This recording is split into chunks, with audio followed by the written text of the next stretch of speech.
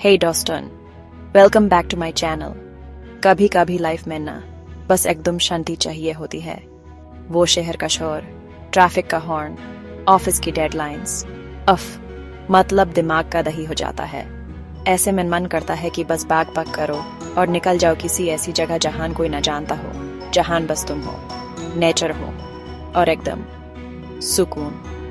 अगर आप भी मेरी तरह भीड़ भाड़ से दूर शांति और प्राकृतिक सुंदरता ढूंढ रहे हैं तो आज की वीडियो आपके लिए है। आज मैं आपको लेकर चलने वाली हूँ भारत की कुछ ऐसी अनोखी, ऐसी कमाल की जगहों पर जिनके बारे में शायद आपने सुना भी ना हो।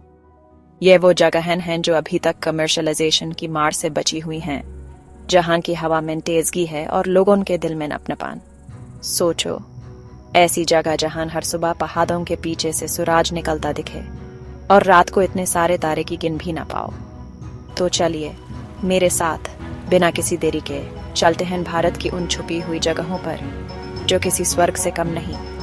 प्रॉमिस करती हूँ ये सफर इतना औसम होने वाला है कि आपका दिल खुश हो जाएगा और आपकी ट्रैवल बकेट लिस्ट में कुछ नई डेस्टिनेशंस ऐड हो जाएंगी for sure. Let's go explore the unexplored guys.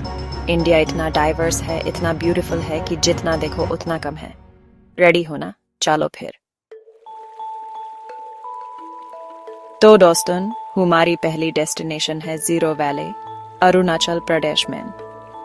जब मैंने पहली बार जीरो के बारे में सुना था ना, मुझे लगा था जीरो, ये कैसा नाम है। लेकिन जब वहां पहुंची तो समझ आया कि ये जगह जीरो नहीं, हीरो है।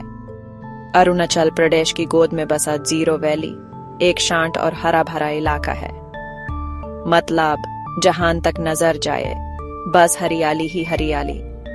ऐसा लगता है जैसे किसी ने ग्रीन कलर का जादू कर दिया हो पूरे वैली पर। और वो ठंडी ठंडी हवा, सारी थकान एक मिनट में गायब। यहाँ की धुंधली वादियां, राइस फील्ड्स और स्थानीय अपतानी जनजाति इसे खास बनाते हैं। सुबह सुबह जब आप उठोगे ना तो पूरी वैली कोहरे की चादर ओढ़े हुए मिलेगी।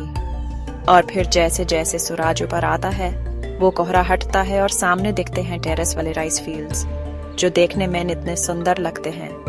बिल्कुल परफेक्ट ज्योमेट्री।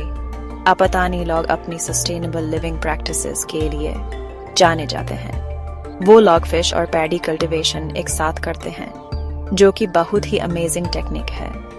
उनके घर भी देखने लायक होते हैं, बेम्बू से बने हुए, एकदम इको फ्रेंडली। और उनके फेस्टिवल्स, अगर आपको मौका मिले तो जीरो म्यूजिक फेस्टिवल जरूर अटेंड करना। मतलब माउंटेन्स के बीच ओपन एयर में म्यूजिक क्या वाइब होती है यार। मैं तो कहती हूँ जीरो सिर्फ एक जगह नहीं, एक एक्सपीरियंस है, एक फीलिंग है। जीरो जाने के लिए आपको पहले गुवाहाटी या डिब्रूगढ़ तक फ्लाइट लेनी होगी और फिर वहां से बाय रोड। बेसिकली जीरो हर मौसम में आपका स्वागत करने के लिए तैयार है, अपनी अलग ही ब्यूटी के साथ। नेक्स्ट अप डॉस्टन हम चलते हैं जानटे कश्मीर की एक ऐसी वादी में जिसके बारे में बहुत कम लोग जानते हैं, गुरेज वैली। हाँ जी, कश्मीर की खूबसूरती सिर्फ श्रीनगर, गुलमर्ग या पहलगम तक सीमित नहीं है। गुरेज valley line of control LOC के पास बसा एक शांत अनछुआ स्वर्ग है। मतलब जब मैं कहती हूँ अनछुआ तो आई मीन इट।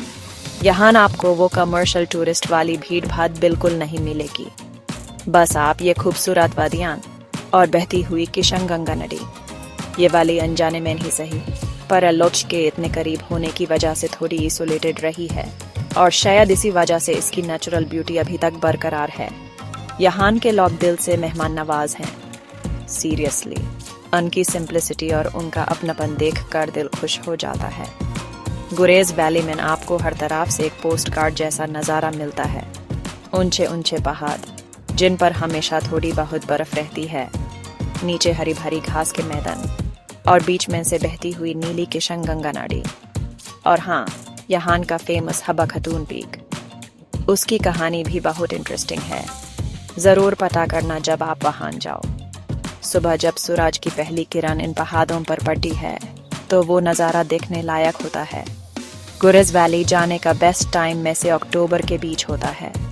श्रीनगर से गुरेज तक का रास्ता भी बहुत सैनिक है रजदान पास से होकर जाना पड़ा है, जो खुद में एक एडवेंचर है। मैं तो कहती हूँ एक बार गुरेज हो आओ, आपकी कश्मीर की डेफिनेशन ही बदल जाएगी। चैप्टर 3 तवांग, जहां आस्था और प्रकृति मिलते हैं। ओके गाइस, अब हम अरुणाचल प्रदेश में वापस चलते हैं, लेकिन इस बार एक ऐसी जगह जो स्पिरिचुअल भी है और ब्रेथटेकिंगली ब्यूटीफुल भी, तवांग। यार, तवांग का नाम सुनते ही ना एक अलग सी पॉजिटिव वाइब आने लगती है। तवांग एक आध्यात्मिक और प्राकृतिक दोनों ही दृष्टियों से अद्भुत जगह है। मतलब यहाँ आपको मन की शांति भी मिलेगी और आंखों को सुकून भी। It's a complete package, I tell you. यह दुनिया के सबसे ऊंचे और बड़े बुद्धिस्ट मठों में से एक का घर है, तवांग मोनेस्ट्री। जब आप इस मोनेस्ट्री को देखोगे ना, तो बस देखते ही रह जाओगे। इतनी बड़ी, इतनी शांत और इतनी पावरफुल वाइब्रेशंस हैं वहाँ की। मोनेस्ट्री के अंदर की पेंटिंग्स, आरती और वो चैंटिंग संकर एक अलग ही लेवल का पीस मिलता है। मैं तो घंटों वहाँ बस शांति से बैठी रही और ऐसा लग रहा था जैसे सारी वोडीज गायब हो गई हैं। लेकिन तवांग सिर्फ मोनेस्ट्री के लिए ही फेमस नहीं है। यहाँ की झीलें और बर्फ से ढके रास्ते किसी सपने जैसे लगते हैं। सेला पास, जो तवांग जाने के रास्ते में पड़ा है, itself is a destination। इतनी हाइट पर वो फ्रोजन सेला लेक, अफ क्या नज़ारा होता है। और फिर मधुरी लेक, जिसका असली नाम शोंगटसर लेक है, वो भी बहुत खूबसूरत है। तवांग वर मेमोरियल भी एक ऐसी जगह है जहां जाकर आपको देशभक्ति की भावना महसूस होगी। तवांग का लोकल मोपा कल्चर भी बहुत रिच और विब्रेंट है। तवांग एक ऐसी जगह है जो आपके दिल और दिमाग दोनों पर एक गहरी छाप छोड़ जाएगी। चैप्टर 4 संदकफू, जहां से दिखता है एवरेस्ट का नज़ारा। तो दोस्तों, अब उन लोगों के लिए स्पेशल ट्रीट जो मेरी तरह एडवेंचर और ट्रैकिंग के दीवाने हैं। हमारी अगली डेस्टिनेशन है संदकफू, वेस्ट बंगाल और सिक्किम के बॉर्डर पर स्थित एक ऐसी जगह जहां से आपको दुनिया की कुछ सबसे ऊंची चोटियों के दर्शन होते हैं। अगर आप ट्रैकिंग पसंद करते हैं तो संदकफू ज़रूर जाएं। मतलब यह ट्रैक हर नेचर लवर और एडवेंचर जंकी की बकेट लिस्ट में होना ही चाहिए। No kidding. यहाँ से 4 बड़ी पर्वत चोटियों, एवरेस्ट, ल्होत्से, मकालू और कंचनजुंगा का दृश्य एक साथ दिखता है। Can you imagine that? दुनिया की सबसे ऊंची चोटी माउंट एवरेस्ट आपके सामने, और उसके साथ ल्होत्से, मकालू और स्लीपिंग बुढ़ा यानी कंचनजुंगा रेंज का वो मैग्निफिसेंट व्यू। यार, जब मैंने पहली बार वो नज़ारा देखा था ना, तो मेरे रोंगटे खड़े हो गए थे। संदकफू ट्रैक वेस्ट बंगाल के सिंगलीला नेशनल पार्क से होकर गुजारता है। ये पार्क अपनी रिच बायोडाइवर्सिटी के लिए फेमस है। आपको यहाँ रेड पांडा भी दिख सकता है अगर आप लकी हुए तो, और रोडोडेंड्रॉन के फूलों से भरे जंगल, स्पेशली स्प्रिंग सीजन में जब ये फूल खिलते हैं तो पूरा रास्ता रंगों से भर जाता है। ट्रैक थोड़ा चैलेंजिंग है, मॉडरेट डिफिकल्टी का, but the rewards are totally worth the effort। यह ट्रैक यूजुअली 4 से 6 दिन का होता है। मने भंजन से स्टार्ट होता है। रास्ते में आपको छोटे छोटे गांव मिलेंगे जहां आपको बेसिक अकोमोडेशन जैसे ट्रैकर्स हट्स या होम स्टेज मिल जाएंगे।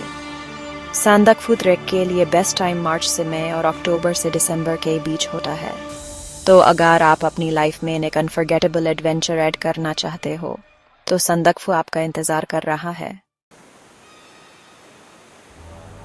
चैप्टर 5 चित्रकोटे फॉल्स, छत्तीसगढ़ का मिनी नियाग्रा। और अब हमारी लिस्ट की आखिरी लेकिन बिल्कुल भी काम नहीं डेस्टिनेशन है छत्तीसगढ़ का चित्रकोटे फॉल्स। यार, हमेशा नियाग्रा फॉल्स जाने का सपना देखा है, लेकिन क्या आपको पता है कि इंडिया में भी अपना एक मिनी नियाग्रा है? हाँ जी, चित्रकोटे फॉल्स को इसी नाम से जाना जाता है और यह नाम बिल्कुल जस्टिफाइड है। जब आप इसे पहली बार देखोगे ना, तो बस वाओ ही निकलेगा मुंह से। इतना ग्रैंड, इतना पावरफुल। ये वाटरफॉल इंद्रावती नदी पर बना है और इसकी चौड़ाई लगभग 300 मीटर है। सोचो जरा, 300 मीटर्स वाइड वाटरफॉल। बरसात में इसका रूप और भी भव्य हो जाता है। जब नदी में पानी ज्यादा होता है तो ये वाटरफॉल और भी पावरफुल और मजेस्टिक लगता है। उस टाइम इसकी आवाज़ दूर तक सुनाई देती है। ऐसा लगता है जैसे नेचर अपनी पूरी शक्ति दिखा रही हो। मैं तो कहती हूँ मॉनसून में चित्रकोटे फॉल्स देखना एक अलग ही एक्सपीरियंस है। चित्रकोटे फॉल्स की एक खास बात यह है कि ये हॉर्स शू शेप का है, जो इसी और भी यूनिक बनाता है। एएपी यहाँ बोटिंग भी कर सकते हैं फॉल्स के नीचे तक। फॉल्स के पास ही आपको छोटे छोटे स्टॉल्स मिल जाएंगे जहां आप लोकल स्नैक्स ट्राई कर सकते हैं। और हाँ, सनसेट के टाइम यहाँ का नज़ारा बहुत खूबसूरत होता है। जगदलपुर, जो कि नियरेस्ट टाउन है, वहां से चित्रकोटे फॉल्स इजीली एक्सेसिबल है। मैं तो कहती हूँ अपनी इंडिया ट्रैवल लिस्ट में चित्रकोटे फॉल्स को ज़रूर ऐड कर लेना।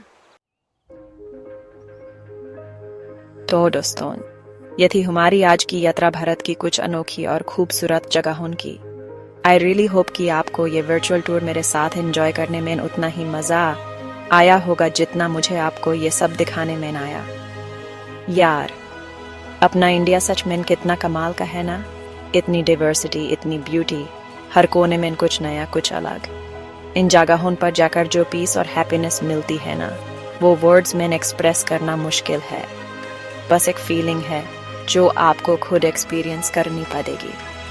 और मुझे पूरा यकीन है कि इनमें से कोई ना कोई जगह आपके दिल को ज़रूर छू गई होगी और आपका अगला ट्रैवल प्लान बनने लगा होगा।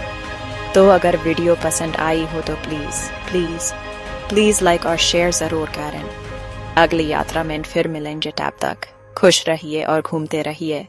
Bye guys, take care and keep exploring. Love you all.